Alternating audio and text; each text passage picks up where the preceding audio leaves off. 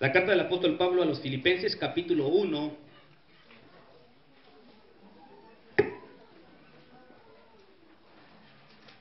Vamos a leer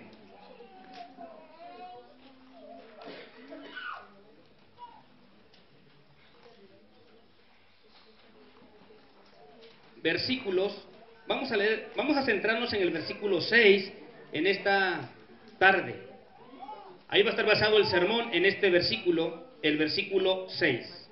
Pero vamos a leer desde el versículo 3 hasta el 6. Estos 3 versículos de la palabra de Dios. ¿Ya lo tienen, hermanos? Muy bien. Dice la palabra de Dios así. Vamos a leer todos juntos. Dice así.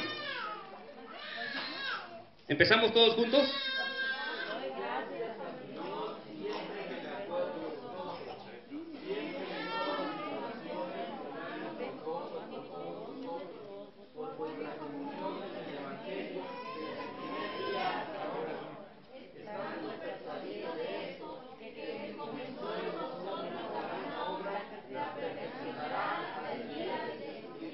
Permíteme leer en la Nueva Versión Internacional. Dice así: doy gracias a mi Dios cada vez que me acuerdo de ustedes. En todas mis oraciones por todos ustedes siempre oro con alegría, porque han participado en el Evangelio desde el primer día hasta ahora. Estoy convencido de esto: el que comenzó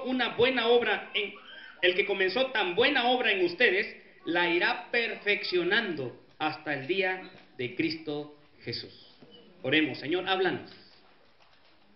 Habla nuestra vida, nuestro corazón, de esta palabra, Señor, que estamos leyendo.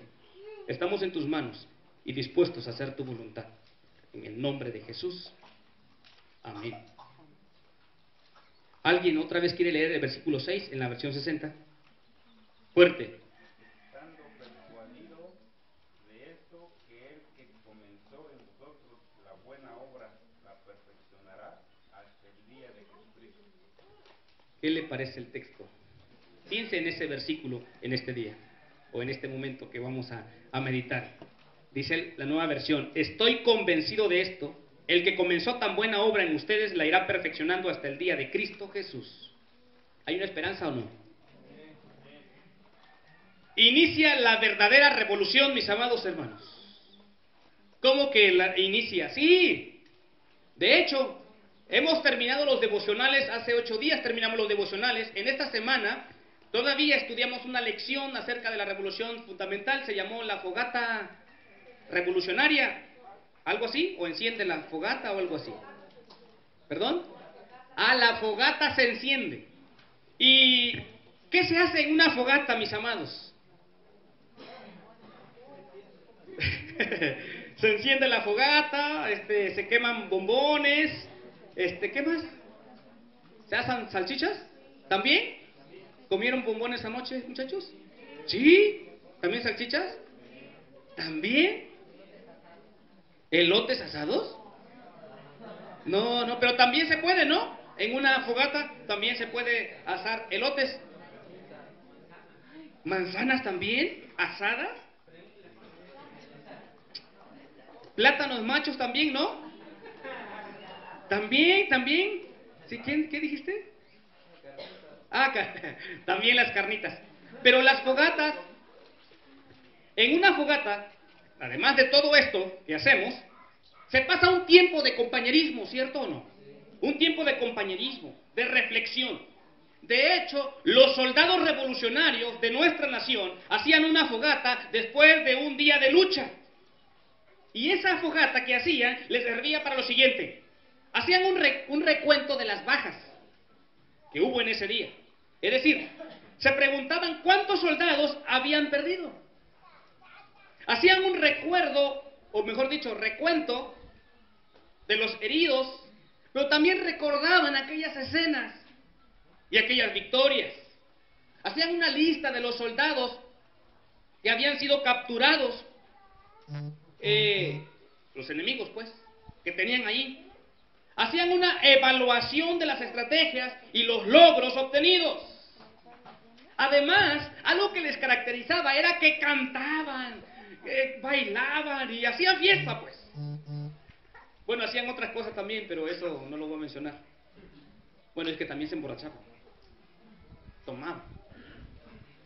O sea, eso era lo que hacía de las fogatas una fiesta. Y reflexionaban y estaban felices de aquellas cosas, de aquellas victorias, y también pues empezaban a dialogar los momentos difíciles. Así sucedía en las fogatas revolucionarias. Nosotros, hermanos, después de este inicio de la revolución fundamental, de la verdadera revolución, debemos pensar en 3 acciones de parte nuestra. ¿Cuáles son? Primera, debemos perfeccionar nuestra pasión por la revolución. O sea, no se ha terminado la revolución. Es más, está iniciando. Segundo, debemos reconocer quién hace la revolución. Y tercero, debemos disponernos para seguir en la revolución. Y para eso nos hemos reunido, para darles estos últimos consejos acerca de la revolución. La revolución no termina en esta campaña que se inició hace 40 días y hoy estamos terminando. ¡No! Realmente tenemos los principios ya de la palabra de Dios en nuestra vida. Ya tenemos o ya sabemos lo que debemos hacer. En esta campaña de la revolución ya se nos dijo qué debemos de hacer. Por lo tanto, nos queda a nosotros ahora emprender el viaje en esta verdadera revolución. Porque tú leías los devocionales, estabas en un grupo pequeño, en una célula, reflexionabas sobre la importancia de revolucionar tu vida, tu familia, tu iglesia y tu comunidad. Pero ahora, es en serio. O sea, ya acabamos de leer, ya tenemos las herramientas. Ahora sí, en serio, empieza a revolucionar. Y miren, hermanos, la única iglesia que tiene, o mejor dicho, la única organización que tiene la capacidad para revolucionar a tal grado de hacer cambios es la iglesia.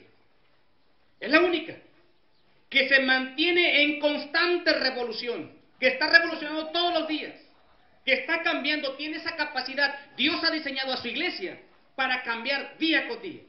Dios ha diseñado a su iglesia con esa capacidad de hacer cambios, de hacer cosas extraordinarias. ¿Sabe por qué? Porque servimos al Dios Todopoderoso. La iglesia tiene la capacidad para eso. Todos los que estamos aquí tenemos el poder que Dios nos ha dado a través de su Espíritu Santo.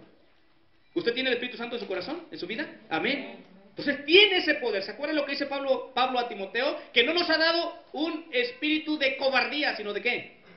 De poder y de dominio propio. Es interesante. Por eso, mis amados hermanos, sí se puede seguir adelante. Por eso sí se puede seguir con esta revolución. Sí se puede, mis amados hermanos. Necesitamos definitivamente ir cambiando, ir mejorando nuestra vida. Miren, tiene usted 3 opciones. Una, seguir igual.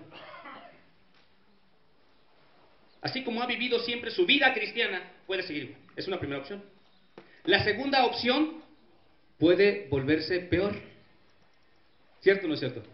Puede ser peor. Y tercera, puede ser mejor. 3 opciones. Después de esta campaña de la revolución, tiene 3 opciones. Primera, vamos a invertirlo ahora, ser mejor. Segundo, seguir igual. Y tercero, estar peor. Me acuerdo ahora de un chiste, que no, ya lo han escuchado. Es un alemán, un norteamericano y un mexicano. ¿Quién sale ganando ahí? A ver. Van manejando, cada quien va manejando, y oyen un ruido extraño en su automóvil. Un ruido extraño en su automóvil. El alemán para el automóvil, identifica de dónde viene el sonido, toma sus herramientas y soluciona el problema. El norteamericano detiene el auto, saca una de sus tarjetas de seguro contra inconvenientes en el camino, llama a la compañía y espera para que una grúa venga y se lleve su carro al taller, lo arregla. Y el mexicano también escucha el ruido que extraño en su carro, le sube al volumen de su estéreo para dejar de escuchar el ruido. 3 opciones. ¿Cuál vas a hacer tú? Eso sucede, exactamente lo mismo en la vida del cristiano. Sabe que está haciendo un ruido su vida, un ruido no muy agradable, y no es precisamente el ruido de su panza que no ha comido. O sea, hay un ruido en su vida, hay algo que está mal, hay un engrane en su vida espiritual que no está funcionando bien. ¿Y qué hace usted? Le sube el volumen y dice, pues, no escucho, tengo orejas. Y no hace caso a lo que está pasando en su vida. Otros por lo menos toman el teléfono y dicen, hermano líder, hermano pastor, porfa, quiere venir a orar por mí, estoy aquí en esta situación, me siento así, y ya, llaman. Otros empiezan a hacer algo, toman las herramientas y empiezan a hacer algo, toman la palabra de Dios, la oración, la búsqueda de Dios constante y empiezan a solucionar esos ruidos de su vida. Otros le suben al volumen nada más. ¿Qué va a hacer usted, mi amado hermano, en este inicio de la revolución? La primera enseñanza, mis amados hermanos, para esta tarde es esta. Perfeccionemos nuestra pasión por la revolución. Perfeccionemos nuestra pasión por la revolución. Es decir, no se ha acabado la revolución. Hay una pasión dentro de mí que cada día está ahí, hermanos, que me impulsa para ser mejor, para ser un mejor padre, para ser un mejor esposo, para ser un mejor pastor. Cada día, todos los días, hay una pasión en mi corazón de hacer las cosas mejores. Esa es la idea cuando el apóstol Pablo dice en el versículo 6, estoy seguro, convencido, y luego en la versión 60, persuadido de esto. Estoy seguro, hay una gran pasión en su corazón. Los seres humanos, mis amados hermanos, tenemos religión. Algunos tienen mucha religión, más que relación con Dios. Hacemos cosas, creemos cosas. Algunas veces por tradición, otros creen tal cosa y viven tal cosa porque otros lo hacen. Pero deberíamos analizar nuestras vidas y adquirir convicciones, mis amados hermanos. Es decir, verdades que nosotros mismos hemos descubierto. Y si hace falta, deberíamos dejar que Dios nos transforme por completo y que nos revolucione.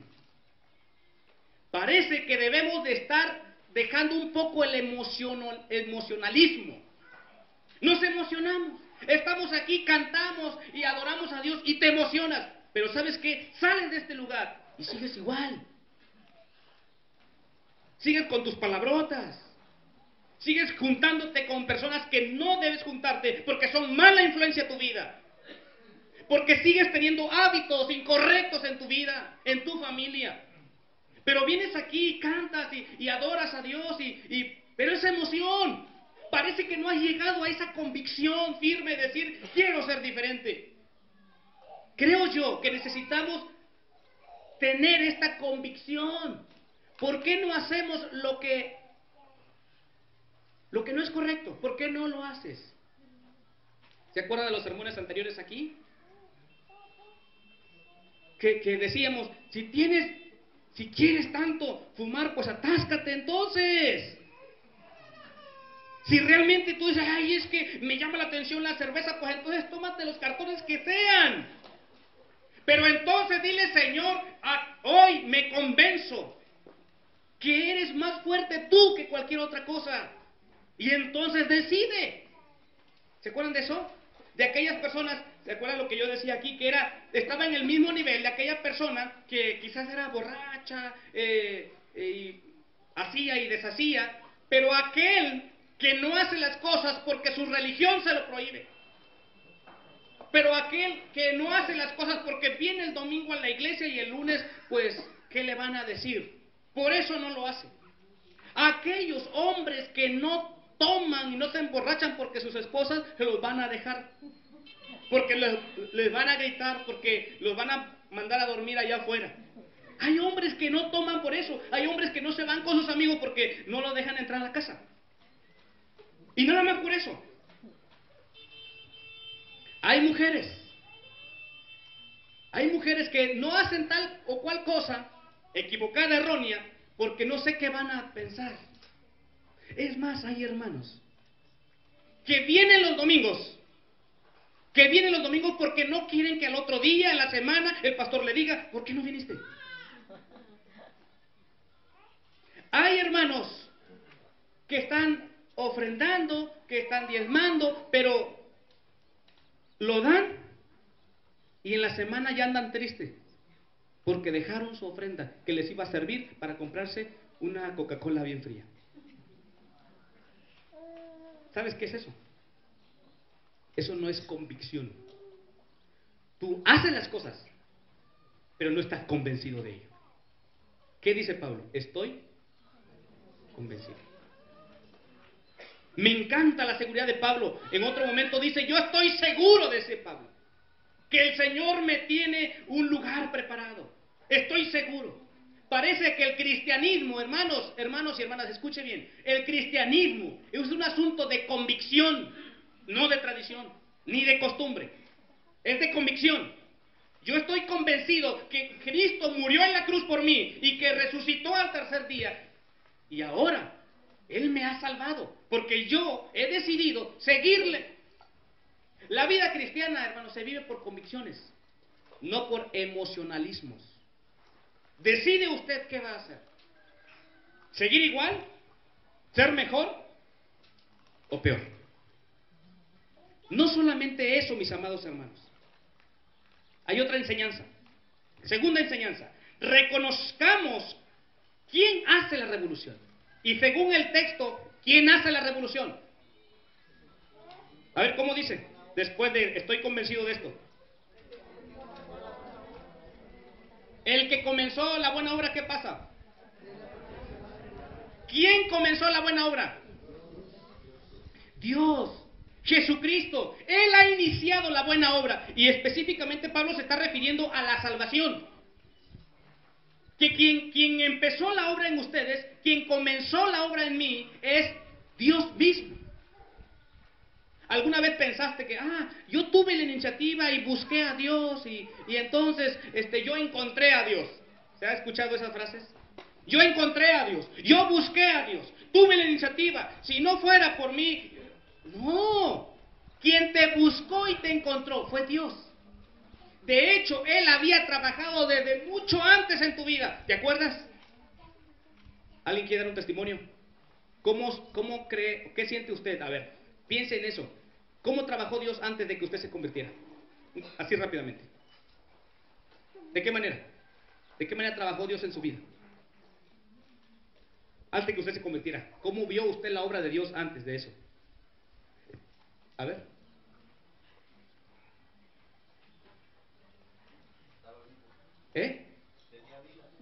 Tenías vida. Me parece excelente esa idea, ¿no? Te permitió. ¿Se acuerdan cuando yo les comenté de cuántas cosas Dios me había librado? ¿Se acuerdan de eso? Algunos no le he comentado todo mi testimonio, de hecho no lo he comentado todo. Pero hay tantas cosas de las cuales Dios me guardó. Me dio vida para que un día yo lo conociera. Y lo que dice Rafa, le dio vida. ¿Se acuerdan de cuántas cosas le libró el Señor? Desde ahí estaba trabajando Dios. ¿Se acuerdan cuando le dieron un folleto por ahí en el camino? A ver, de una vez confiesen delante de Dios. ¿Quién le dieron un folleto y lo aventó en su cara a la otra persona? A ver, sinceramente. 1, 2. ¿Se dan cuenta de eso? Tú lo tiraste a la basura, también. También tú lo tiraste a la basura. ¿Se dan cuenta? ¿Hace cuánto tiempo fue eso que tiraste a la basura ese folleto? 1 año. Fíjese, ¡apenitas! ¿Hace cuánto tiempo que tiraste a la basura también ese folleto? Hace 15 años. ¿Se acuerda usted aquellos cristianos que llegan a su casa y les dijo una mala palabra? A ver, levanta mano los que le dijeron una mala palabra. ¿No? El que cerró la puerta, pues. También cerró la puerta. No, los que no abrían la puerta. ¿Se da cuenta de eso? Dios empezó a obrar ¿desde cuándo, hermanos?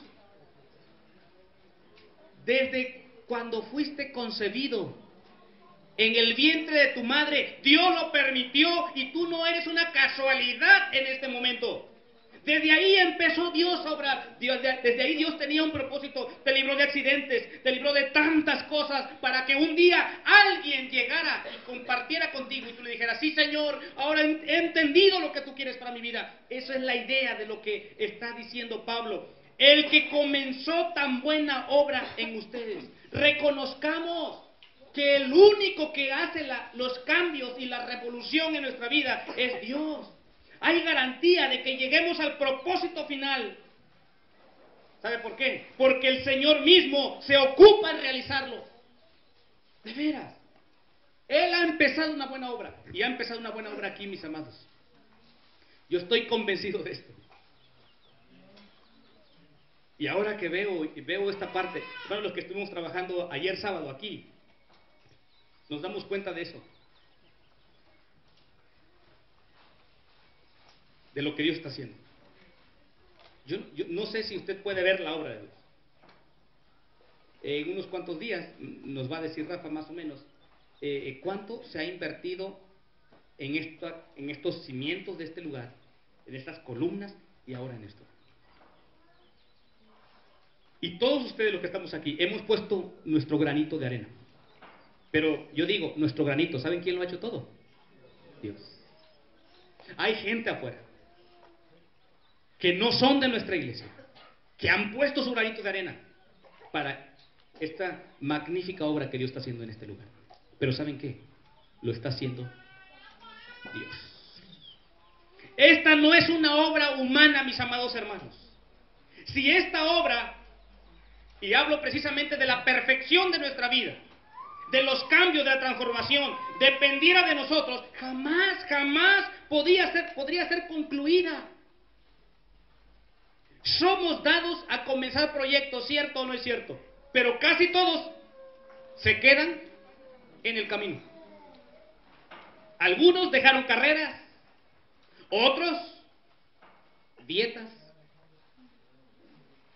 algunos ejercicios. Por nuestra propia naturaleza vemos que hay cosas no concluidas, hermanos.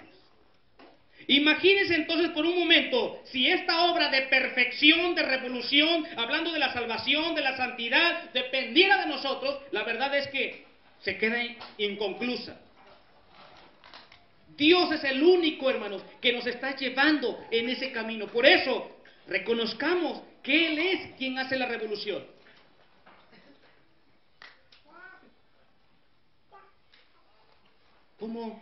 ¿Cómo está viviendo su vida cristiana hoy, hermanos? ¿De qué manera? ¿De qué manera está perfeccionando su vida y permitiendo que Dios haga la revolución? El que comenzó tan buena obra en ustedes, dice el texto, tenemos que reconocerlo, aunque nos esforcemos. No podemos cambiarnos a nosotros mismos, amados hermanos. Tenemos que dejar que Dios haga, solo darle permiso, mis amados. No pongamos resistencia, no le estorbemos. Le estorbamos a Dios cuando creemos que no lo necesitamos. Pidámosle que Él nos transforme. Miren, hermanos, hay una cosa que he aprendido en estos últimos años. Que la iglesia, esta gran familia, tiene una naturaleza. Y su naturaleza de esta congregación, de esta iglesia, es crecer. Porque Dios quiere que crezca esta iglesia. Dios quiere eso, hermanos. Lo vemos en la palabra, que Él no quiere una red sin peces. Él no quiere un árbol sin frutos. No quiere, ¿se acuerdan de la parábola de los talentos? Dinero sin ganancia. ¿Se acuerdan de eso? O sea, lo vemos en la Biblia. Dios quiere que se reproduzca y crezca esta iglesia. Sí lo quiere Dios. Yo estoy convencido de eso. Por eso el gran salto que dimos, hermanos, para un lugar como este. Porque estoy convencido de eso. Pero hay algo, hermanos. Hay algo que puede ser, o que en un momento dado, esta iglesia no crezca. Hay algo. ¿Qué puede ser? ¿Qué puede ser? Si esta iglesia no crece, ¿por qué no va a crecer? A ver, ideas. Desintegración, desánimo, apatía, desunidad, falta de trabajo, falta de interés, el pecado. A todo eso que ustedes dijeron se llama enfermedades. Una iglesia que no crece está enferma. Una iglesia que no tiene gentes nuevas cada domingo, 2, 3 domingos, cada mes, cada año, es una iglesia que está enferma. De todas esas enfermedades que ustedes dijeron. Está bien, pero hay algo más. Hay un principio. Si una iglesia no crece, es porque algo está estorbando. Y pueden ser estas enfermedades que ustedes dijeron, porque son enfermedades. Por eso, diga conmigo, mi iglesia debe crecer. Y yo decido no estorbar. Eso es todo. ¿Quieres que la iglesia crezca? No estorbes. Y usted, ay, qué feo nos está diciendo. No, espérese. Porque si la iglesia no crece, es porque yo voy a poner obstáculo para que no crezca. Porque la iglesia, su naturaleza es crecer. ¿Y sabes cuándo estorbamos? Precisamente cuando hay desánimo, desinterés, apatía, no hay compromiso, yo no quiero servir. Eso hace mal a la iglesia. Eso precisamente. Cuando estamos aquí queremos unirnos, queremos trabajar en conjunto, en unidad, en compañerismo, y usted decide no hacerlo. Eso estorba a la iglesia. Y eso hace mal a la iglesia. Es más, no solamente a la iglesia, también a su familia le hace mal. Cuando hay un hijo rebelde, cuando hay un hijo que no quiere someterse a la familia, cuando hay un hijo o una hija que quiere hacer su voluntad y no quiere someterse a los principios de la familia, estorba a la familia, destruye a la familia. Sucede lo mismo en la iglesia porque somos una familia, mis amados. Por eso, dejemos que Dios haga la obra. Dejemos que Dios nos interrumpa, porque Él tiene el derecho de interrumpir tu vida. Dios. Nos enojamos cuando alguien interrumpe nuestra vida. Nos enojamos cuando alguien nos habla y dice, oye, ¿puedo que me ayudes en esto? Ay, si yo iba a hacer otra cosa. Oye, ¿puedo llegar a tu casa? Ya se amoló la cosa. Si apenas iba yo a comer. Oye, voy para tu casa para platicar un rato. Híjole, no, es que tengo muchas cosas que hacer. ¿Sí me explico? Nos molesta que nos estorben. Perdón, que nos interrumpan. Nos molesta que nos interrumpen en la vida. Nos molesta. Más cuando ya le agarramos el hilo, ¿no? Ya vamos. ¿Verdad, hermanos trabajadores aquí que nos molesta cuando ya llegamos con la comida y están arriba, ¿verdad? Lleva la comida para... Ay, hermano, pero estamos aquí para bajar. Pero el hambre nos hacía bajar, ¿verdad? Nos hacía bajar, pero yo subí un día ahí. También subí. Pero sí nos molesta que nos interrumpan en nuestras actividades, más cuando llevamos ¿cómo se dice? Encarrilados. Nos molesta eso. ¿Sabes? Dios sí lo puede hacer y Dios sí te puede molestar cuando a Él se le antoje. Pues tú estás en tus manos, por eso dice, estoy convencido de esto, que el que comenzó la buena obra en mí, la terminará. A ver, hermanas, no tenga esperanza, ya Dios ya comenzó la obra en su querido esposo, ya lo comenzó, algunos hace 10 años, pero no ha terminado todavía, ¿verdad?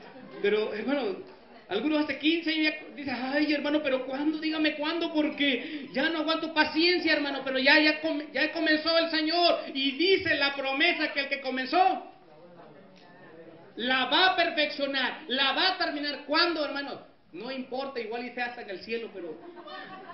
De veras, hermano. A ver, mira, hermano, de veras. De veras. No quiero decir eso de, Señor, ¿lo iluminas o lo eliminas? Entonces mejor dígale, ilumínalo, Señor, ilumínalo. Y en una de esas tantas que dices, ilumínalo, ilumínalo, elimina. De Dios vamos a decir que te confundes, ¿no? Está diciendo, Señor, ilumínalo, ilumínalo, Dios, ilumínalo. Y de repente elimínalo y dice, Señor, esa está mejor. Entonces tenga mucho cuidado cómo ora, porque si no, algo va a pasar. Pero de eso se trata, mis amados. Hay otro chiste. Un día, un grupo de duraznos. A ver, hermana, ¿ya tiene duraznos? ¿Ya tiene duraznos? ¿Ya están chiquitos? Un grupo de duraznos allí colgaban contentos de las ramas del árbol. De repente, con un fuerte sonido, uno de los duraznos se cayó de la rama. Se cayó al suelo. Los demás duraznos que estaban ahí todavía prendidos en las ramas se empezaron a reír y se empezaron a burlar de aquel que se había caído. Sus burlas crecieron en gran manera hasta que el durazno, que estaba tirado en el suelo, volteó hacia ellos y les gritó, ¡inmaduros! ¿Se imaginan ustedes así? Dios diciéndote, ¡inmaduros! Me refiero cuando todavía en tu familia, cuando todavía los esposos se están gritando y hasta los golpes,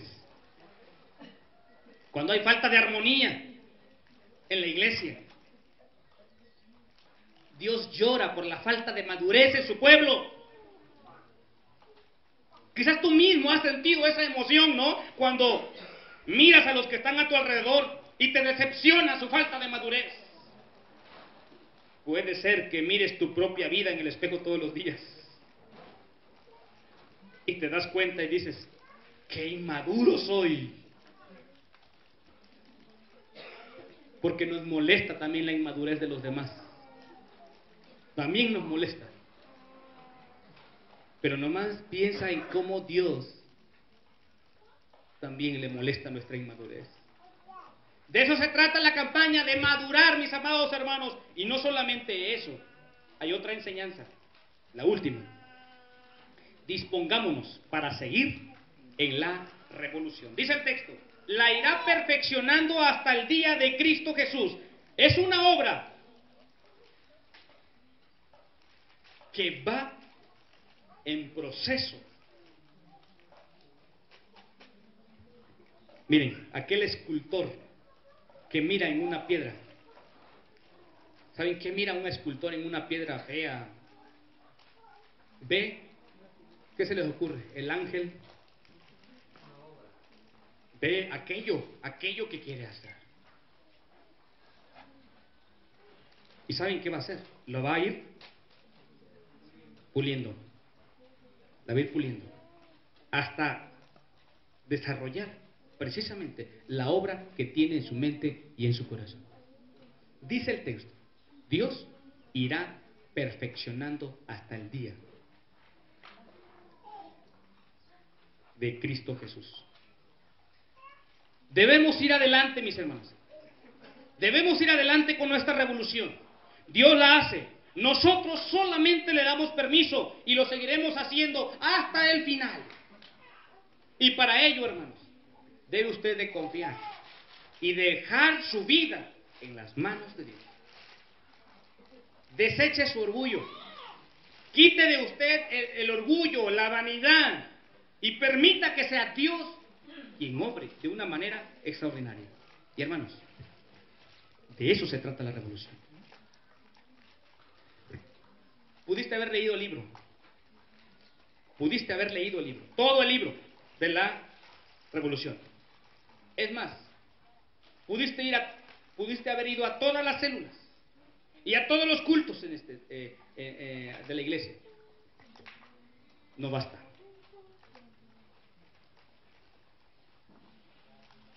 Lo único que tienes que hacer hoy es decirle, sí, Señor, dale permiso que Dios obre.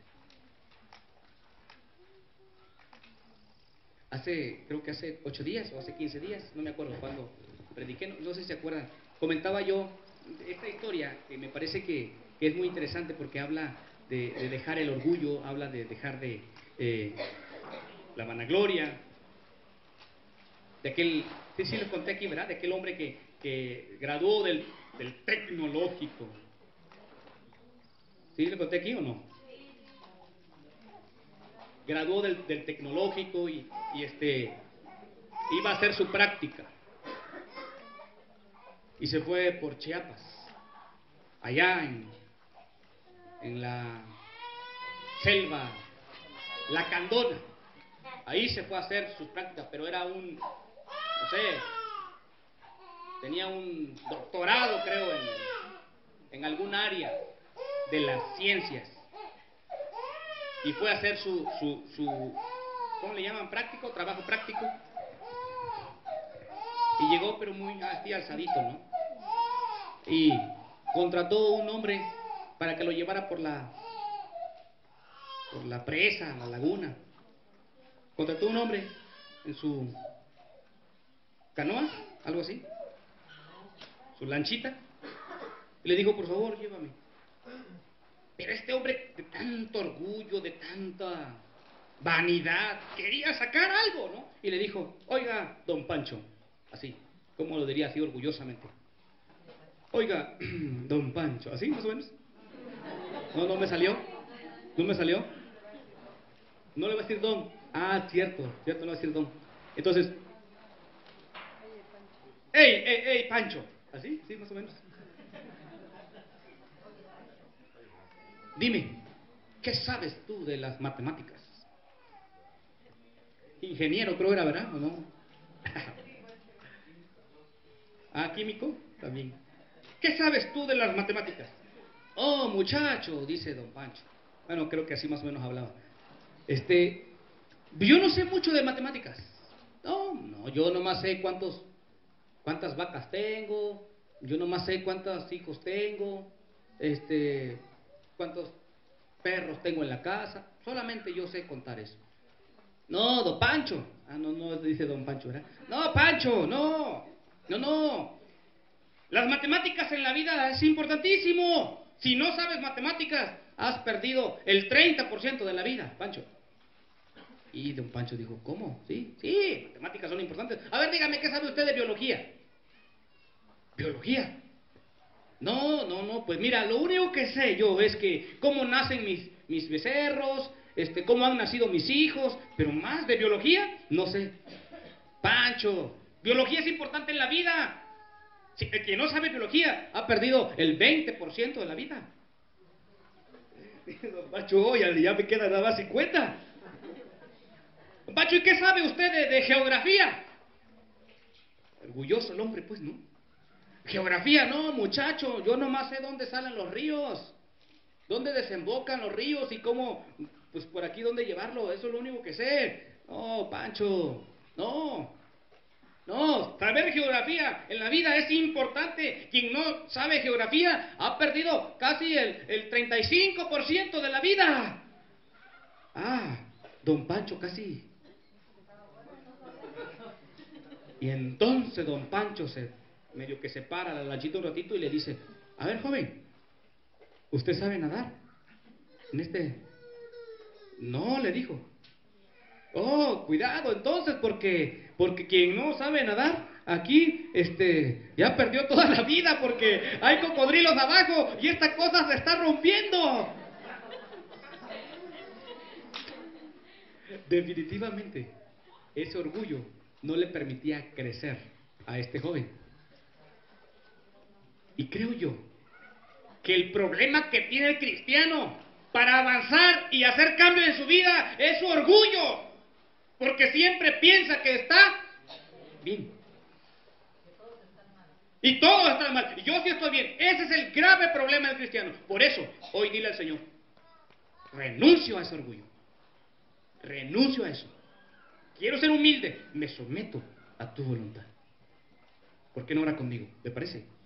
Y empecemos la verdadera revolución. Señor, aquí estamos, Padre. dispuestos a hacer tu voluntad. Hemos concluido una campaña, pero estamos iniciando la verdadera revolución en nuestra vida, Dios. Aquí están mis hermanos y hermanas. Aquí está la iglesia, verdad y vida, Dios. Queremos hacer cosas grandes porque tú eres un Dios grande. Pero antes, queremos que tú transformes nuestras vidas, que quites aquellas cosas que están obstaculizando nuestra vida para el crecimiento, que quites esas enfermedades, que quites, Señor, aquellos obstáculos que están obstruyendo el crecimiento en mi vida espiritual. Dios, he decidido no estorbar a ese crecimiento. Y ayúdame, Padre, a ser de bendición a otros, especialmente a mi iglesia, a mi familia, a mi comunidad. Sigan orando, hermanos. La revolución empieza ahora. Siga orando. Yo sé que usted está luchando con algunas cosas en su vida, en su familia, incluso en su trabajo. Hay debilidades en su vida. Hay situaciones en su matrimonio, seguramente en sus hijos también. Pero hoy, si usted decide hoy decirle a Dios, Dios, ya no quiero seguir igual, y tú le permites a Él que Él termine la obra que ya inició, póngase de pie, mi hermano, y vamos a orar juntos. Póngase de pie ahí donde está, y vamos a orar juntos, si usted así lo quiere. ¿Se acuerda de las 3 opciones que les dije al principio? ¿Qué quiere ser? ¿Qué va a decidir? Hay 3 opciones: seguir igual, seguir mejor o ir peor. Yo sé que Dios quiere hacer cosas extraordinarias en tu vida, mi hermano. Cosas extraordinarias. Dile a Dios entonces en esta tarde: Señor, te necesito, Padre. Yo quiero seguirte, Señor. Aquí está mi vida. Aquí estoy yo, dispuesto a hacer tu voluntad, Padre. Usa mi vida para tu honra y tu gloria. Yo quiero servirte, Señor. Servirte de la mejor manera. Usa mi vida, que yo sea un instrumento en tus manos, dispuesto a hacer tu voluntad. Gracias, Dios. Bendice a mis hermanos, Señor, que están de pie, quieren hacer tu voluntad. Gracias. En el nombre de Jesús. Amén y amén. Dios les bendiga, mis amados hermanos. Y como una respuesta a esta predicación, a este sermón, vamos a tomar la cena del Señor. Voy a pedirle a los diáconos para que pasen, hermanos, para que nos ayuden aquí para celebrar la cena del Señor. Cada mes celebramos la cena del Señor. La cena del Señor es un simbolismo de la muerte y de la crucifixión de Jesús. Es decir, lo componen 2 elementos, el pan y el jugo de la vid. Eso es lo que compone la cena del Señor. Son los elementos para la cena del Señor. Por eso, aquí estamos, hermanos, para celebrarla, para recordar que el Señor Jesús hizo un sacrificio en la cruz por nosotros. Y la cena del Señor nos enseña eso. Por eso, en esta ocasión, vamos